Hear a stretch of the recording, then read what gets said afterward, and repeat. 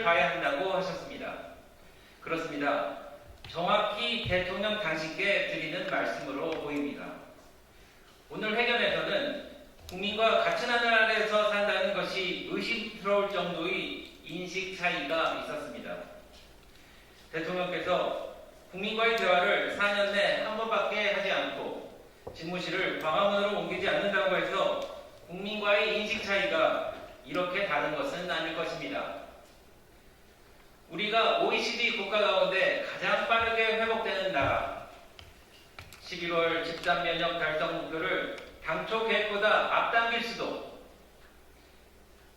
고용 상황이 나아지고 있다, 분배 지표가 개선되는 등의 긍정적인 성과가 있었다, 탄소 의존 경제에서 저탄소 경제로 가고 있다, 바이든 정부가 싱가포르 선언의 스토대 위에 대북 정책을 정하고 있다라는 말씀이 연설에 있었습니다. 성과를 말씀하시는 건지 희망사항을 말씀하시는 건지 국민은 분간이 가지 않습니다. 대통령께서 자랑하신 수출과 설비 투자 등 거시경제 지표와 조선 및 반도체 산업의 활약도 온전히 민간에서 해낸 것입니다. 정부와 아무런 관련 없는 성과에 숟가락이 얹어지니 명구스러울 따름입니다.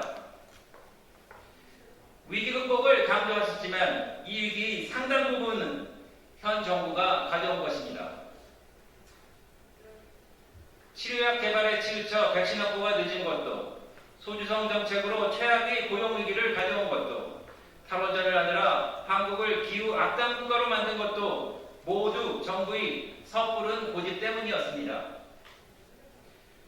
오늘 보니 절망스럽게도 기존 실패한 정책에 대해 시정할 기미가 없습니다.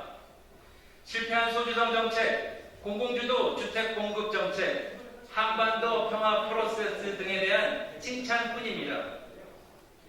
국민들이 듣고 싶다 했던 그런 성찰은 어디에도 없었습니다.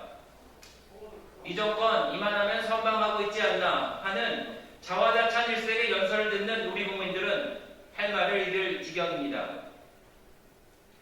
장관 인사청문회에 대해 대통령께서는 원론적인 말씀으로 국회를 비판하셨습니다.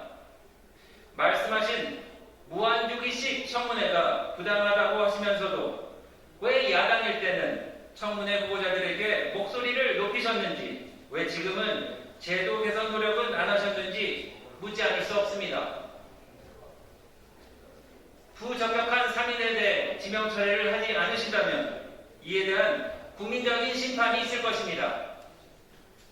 11호에 있을 한미 정상회담에서도 싱가포르 선언의 성과만 강조하며 북한의 호응을 낙관할 것이 아니라 북한의 비핵화를 위한 현실적인 대안을 준비해야 할 것입니다. 한미 간 백신 협조에 대한 아무런 언급이 없는 것은 유감입니다. 이에 대한 정부의 준비가 안 된 듯합니다. 울산 선거 개입 사건, 월성 원전 사건 등에 대해 성형 없는 수사를 봐주지 말고 하라는 말씀이 그렇게 어려운 일입니까? 이제 검찰은 청와대 권력을 겁나지 않는다고 하시는 말씀은 도대체 무슨 권위주의 시대의 언어입니까? 공정한 수사 지시에 의지가 없음을 다시 밝힌 것이며 검찰의 수사 가이드라인을 준 것으로 오해받기 충분합니다. 문자폭탄에 대해서도 정치하는 분들은 여유로운 마음으로 바라보도 된다고 하셨는데 대통령을 향한 비판에 대해서도 좀 더 여유롭게 되시길 희망합니다. 촛불 민심의 반사이익으로 탄생한 것이 바로 문재인 정권입니다.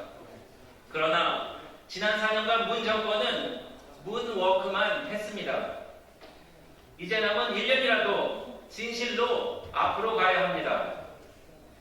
그렇게 하려면 야당과 국민의 목소리에 귀 기울이며 과감히 정책 재검토를 통한 국정 방향 전환이 필수입니다.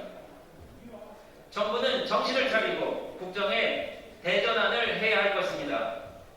1년이나 남았습니다. 고치기에는 어찌 보면 충분한 시간입니다.